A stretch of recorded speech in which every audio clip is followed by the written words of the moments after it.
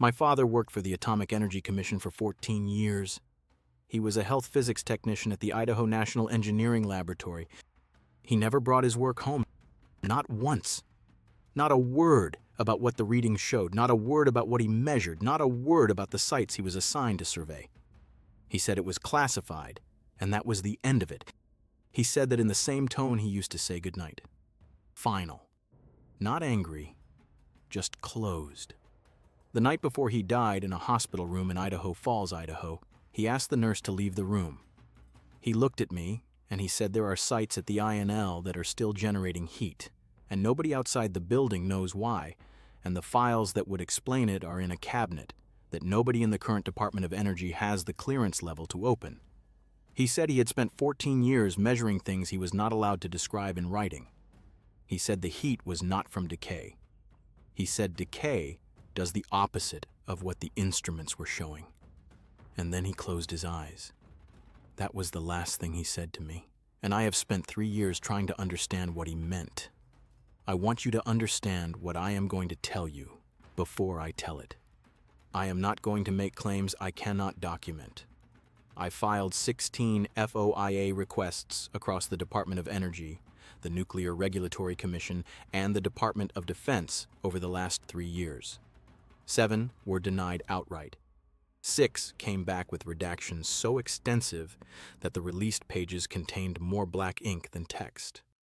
3 came back clean, but those 3 only covered administrative records, personnel rosters, and maintenance logs.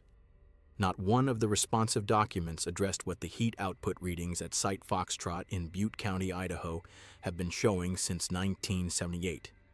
That is what this video is about. I am going to tell you what the record shows. I am not going to tell you what to think. The Idaho National Engineering Laboratory sits on the Snake River Plain in southeastern Idaho, roughly 50 miles west of Idaho Falls.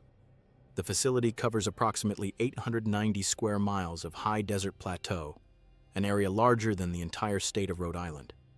It was established in 1949, originally as the National Reactor Testing Station for the specific purpose of testing nuclear reactor designs in a remote, geologically stable environment. The Snake River Plain was chosen for several reasons, all of them practical. The terrain is flat, the population density is almost zero, the groundwater aquifer beneath the plain, the eastern Snake Plain aquifer, is enormous, capable of absorbing and diluting contaminants over a very long time frame. That last reason matters more than the Department of Energy's official history of the site is willing to acknowledge. Between 1949 and 1978, 52 nuclear reactor experiments were conducted at the INL. Of those, 23 produced waste streams whose long-term disposition remains, as of the most current public accounting I was able to obtain, incompletely documented. Incompletely documented is the phrase in the official records. I want you to sit with that phrase for a moment. 23 out of 52 nuclear experiments at a federal facility, and the official record describes their waste disposition as incompletely documented. The INL's public history emphasizes its contributions to civilian nuclear power development. Reactor design, safety testing, naval propulsion research. The official narrative is one of scientific progress and managed risk.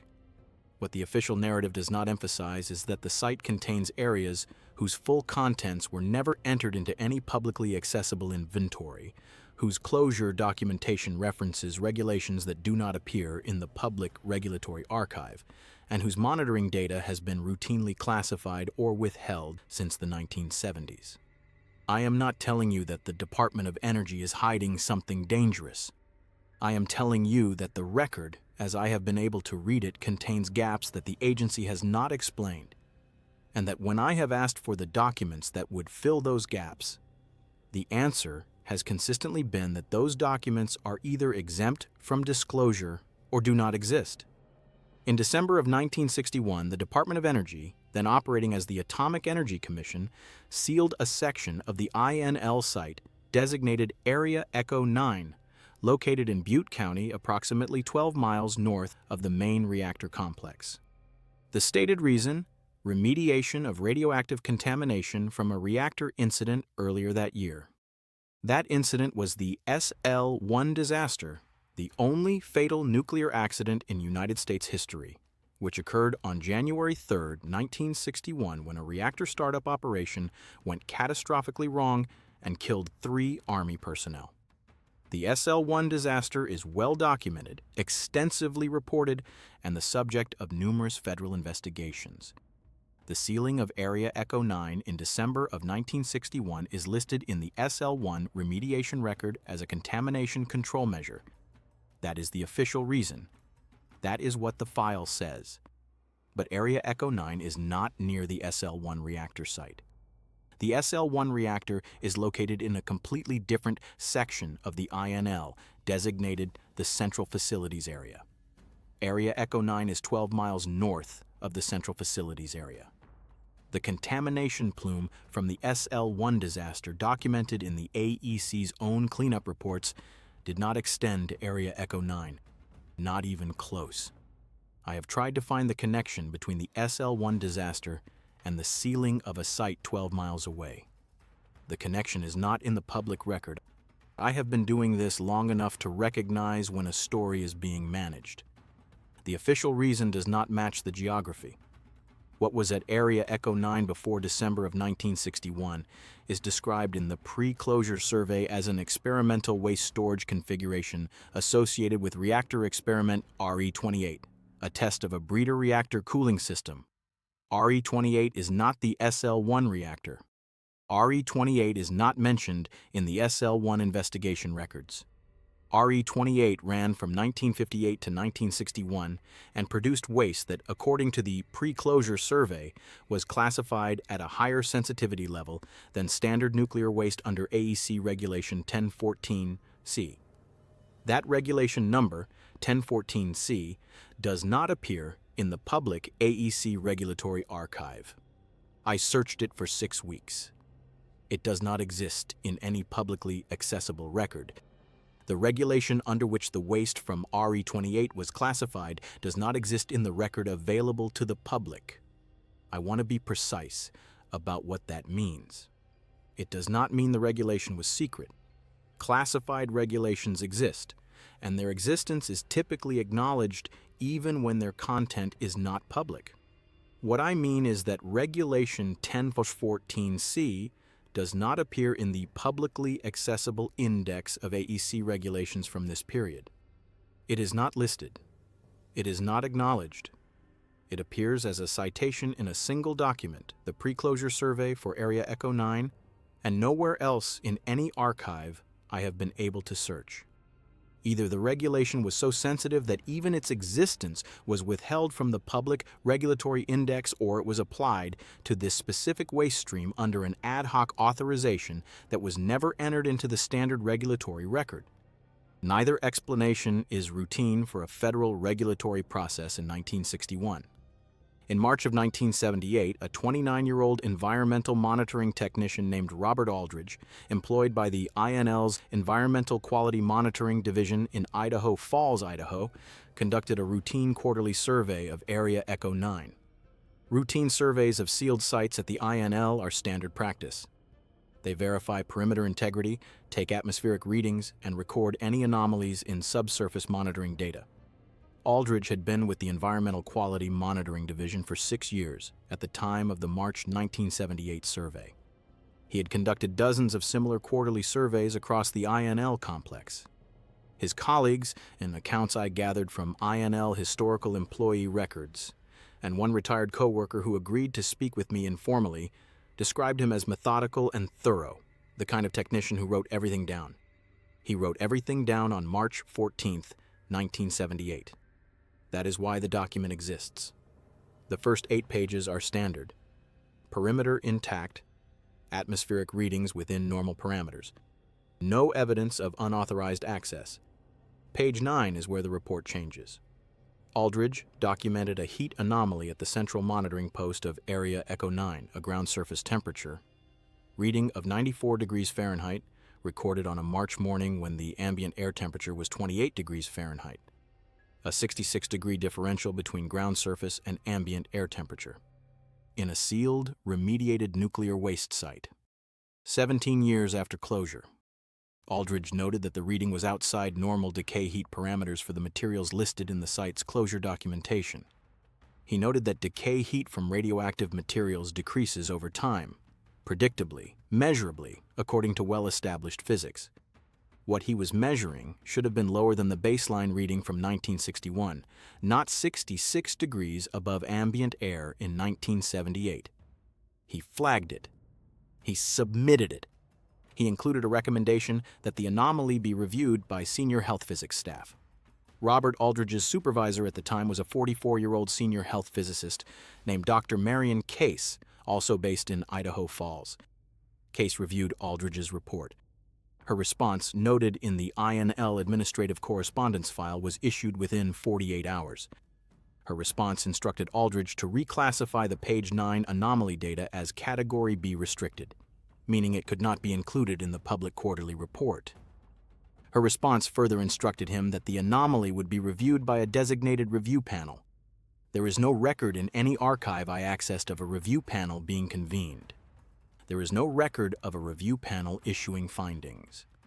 The Category B restricted designation means the raw data was removed from public filing.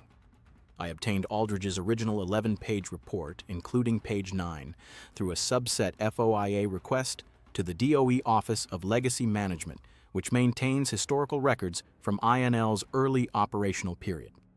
The report was in a secondary archive file attached to a routine maintenance log from 1978 as a cross-reference document. It had not been flagged for review or removal. It appears to have been overlooked in the Category B restriction process. It is on the record. It is documented. And it describes a ground surface temperature at a sealed nuclear site that should not be physically possible 17 years after remediation. I want you to sit with what that means. Nuclear decay generates heat, and that heat diminishes over time. It is one of the most precisely understood processes in applied physics. The heat output from a given radioactive material can be calculated to within small fractions of a degree at any point after closure. What Aldridge measured in 1978 could not have been produced by the materials listed in Area Echo 9's closure documentation at any temperature, not in 1978, not in 1961, not at any point in the 17-year interval. Either the closure documentation is incomplete, meaning there are materials at that site that were never listed, or the heat is being generated by something other than radioactive decay. I have tried to identify a third option. I cannot find one. What I can tell you is that I am not the first person to arrive at this question and find that the official record does not answer it. In 2019, a retired nuclear engineer named Dr. Harold Voss, formerly of the DOE's Office of Nuclear Energy and based in Boise, Idaho, submitted a formal technical comment to the DOE's public comment process for an INL site management update. His comment, which is in the public record as a numbered submission, asked specifically why the subsurface temperature trend at Area Echo 9 had not been addressed in any public technical document since the 2003 Legacy Review. He cited the 2009 Environmental Impact Assessment language, elevated above ambient projections, and asked what technical justification the DOE had used to classify that trend as a baseline rather than as an anomaly requiring investigation. The DOE's response to his comment, also in the public record, stated that site-specific monitoring data is maintained in accordance with applicable regulatory frameworks, and that the agency's Legacy Site Management Program adheres to all federal environmental requirements. It did not answer his question. It acknowledged the question and did not answer it. Dr. Voss submitted a follow-up comment noting that his question had not been answered. The follow-up is also in the public record. There is no response to the follow-up in the public record.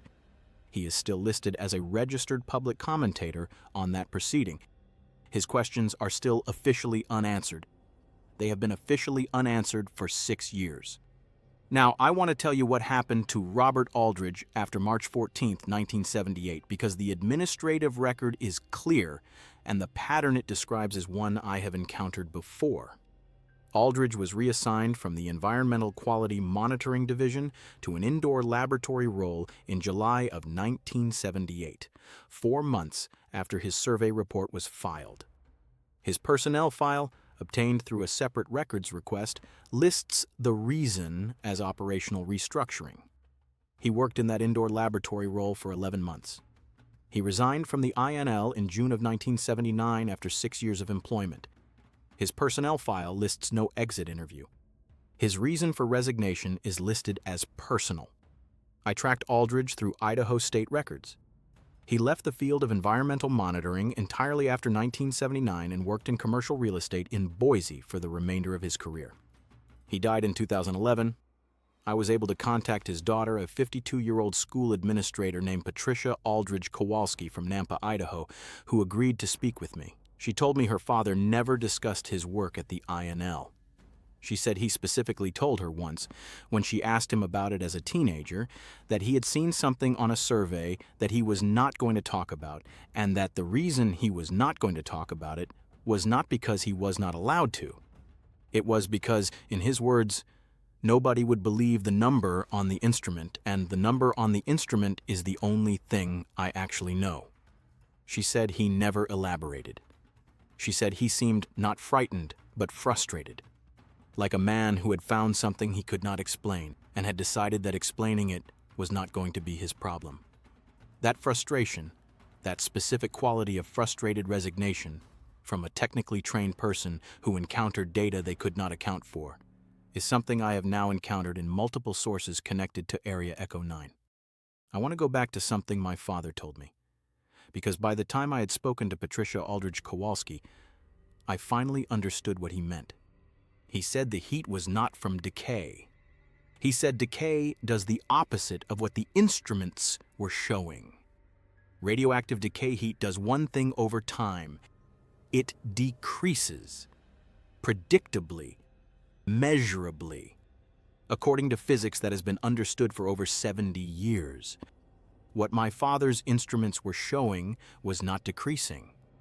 And what Robert Aldridge's instruments showed in 1978, 17 years after the site was sealed, was a heat output that the closure documentation cannot account for.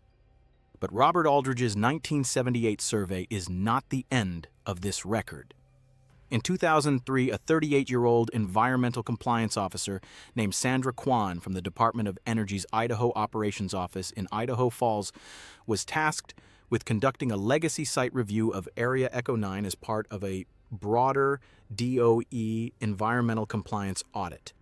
Kwan held a Department of Energy Q clearance, the highest standard civilian clearance level available, allowing access to classified nuclear weapons information. She submitted her legacy site review in October of 2003. The review covers 62 pages. I obtained 29 of those pages through a FOIA request. 33 pages were withheld under Exemption 1, the National Security Exemption. The 29 pages I received describe a site that is physically intact, perimeter secure, with monitoring wells showing no groundwater contamination.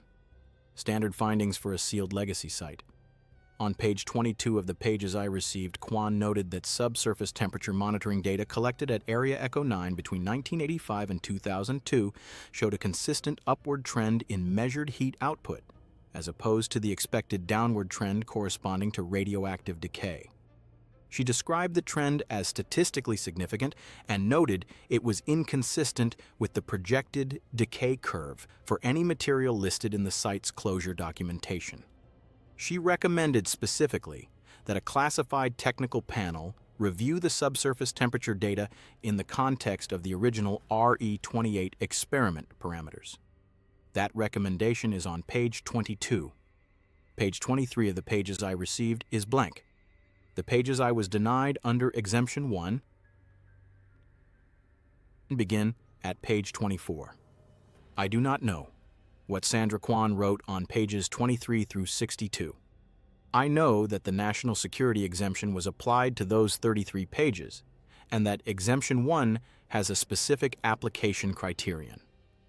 The information, if released, could reasonably be expected to cause damage to national security. A heat output reading at a sealed legacy nuclear site in Butte County, Idaho, exempt under the National Security Clause.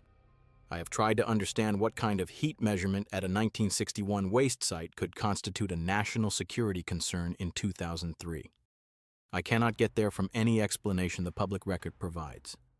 As of June 2025, Area Echo 9 remains sealed under the original 19-1 closure order. The Department of Energy's current public inventory of INL legacy sites lists Area Echo 9 with the status designation Long-Term Stewardship, Monitoring Ongoing. The monitoring data collected since 1978 is not publicly available. The Technical Review Panel Sandra Kwan recommended in 2003 has not produced any public findings that I have been able to locate. I submitted a follow-up inquiry to the DOE Office of Legacy Management in January of 2025, specifically asking whether any technical review of Area Echo 9 subsurface temperature data had been conducted since the 2003 legacy review. The response received in March of 2025 stated that INL legacy site monitoring records are maintained in accordance with federal environmental requirements and that specific monitoring data is available through the appropriate regulatory channels. I filed the appropriate regulatory channel request.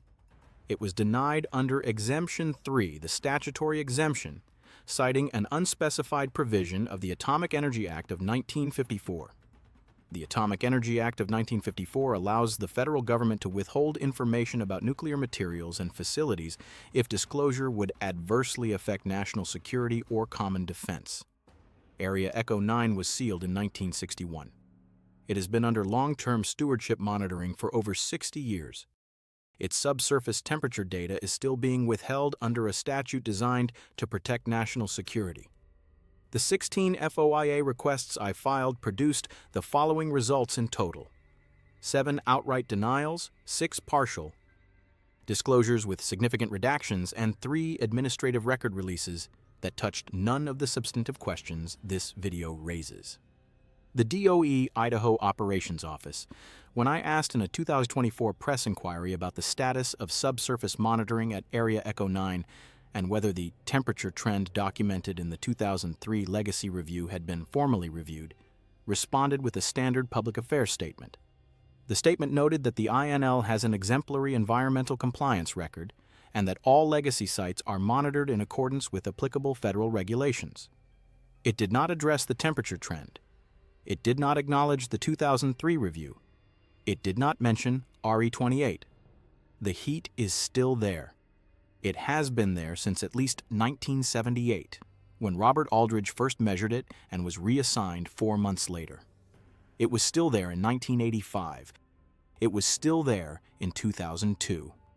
Sandra Kwan's legacy review documented an upward trend in subsurface temperatures across that entire 17-year span, rising when every model of radioactive decay predicts it should be falling. It is still there today in the monitoring data that the Department of Energy will not release. The site perimeter is still marked. The monitoring wells are still active. The Department of Energy still describes it as long-term stewardship, which is the federal term for a site so contaminated or so complex or so incompletely understood that it cannot be closed out. Long-term stewardship is what you call a site when you do not know when or whether it will ever be safe to leave unmonitored.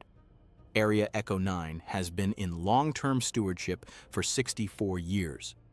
Whatever is generating that heat has been generating it for over 60 years in a section of the Idaho desert that the federal government sealed in 1961 and has never reopened. I want to tell you one more thing that the record contains, because it is the detail I have found hardest to set aside. In 2009, the Department of Energy conducted an environmental impact assessment for a proposed expansion of waste storage capacity at the INL. The assessment is a public document available on the DOE Environmental Impact Assessment database. Within that document, in a technical appendix covering subsurface thermal conditions at various INL sites, Area Echo 9 is listed with a subsurface temperature baseline, described as elevated above ambient projections. Elevated above ambient projections. That phrase appears in a 2009 public document as a descriptive baseline for a sealed nuclear site, 48 years after closure, with no explanation of what has sustained that elevated temperature for nearly 5 decades. The assessment does not explain it. It simply lists it as a baseline condition and moves on, as if a sealed nuclear waste site maintaining elevated temperatures for half a century is an unremarkable administrative fact. I have read that appendix many times. I cannot make that phrase unremarkable. I have tried. I keep thinking about my father saying the heat was not from decay. He was a health physics technician. He spent 14 years measuring radiation and heat output at nuclear sites. He understood what decay heat looks like. He understood what the curve looks like when radioactive material cools over time. And he said this was the opposite.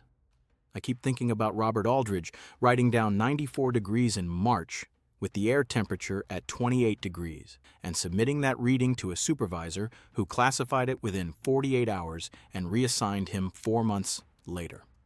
I keep thinking about Sandra Kwan with a Q clearance, the highest civilian clearance available in the United States nuclear program, reviewing Area Echo 9 in 2003 and recommending a classified technical panel to review temperature data that was rising when it should have been falling, and then having 33 pages of her 62-page report withheld under national security exemption. And I keep thinking about the phrase my father used near the end. He said the files that would explain it are in a cabinet that nobody in the current Department of Energy has the clearance level to open. Not classified, not sealed, a cabinet that nobody in the current Department of Energy has the clearance level to open. I do not know what is in Area Echo 9. I do not know what RE-28 put there between 1958 and 1961. I do not know what Sandra Kwan wrote on pages 23 through 62. Whatever it is has been generating heat in the Idaho desert for over 60 years. The physics of radioactive decay cannot account for it. The federal record, where it is not redacted or classified or withheld under national security exemption, does not account for it. It does not file annual reports. It does not respond to FOIA requests. It has been there since before the Department of Energy existed as an agency, since before most of the scientists who work at that site today were born. Whatever is in Area Echo 9 has been patient for a very long time, longer than the AEC, longer than the DOE, longer than any of the clearance levels in that building can reach. And based on the temperature data, it is not cooling down. Subscribe so the next one finds you. Comment the word sealed below so I know who made it to the end. All accounts in this video are based on documented records, public filings, and first-person testimony provided voluntarily.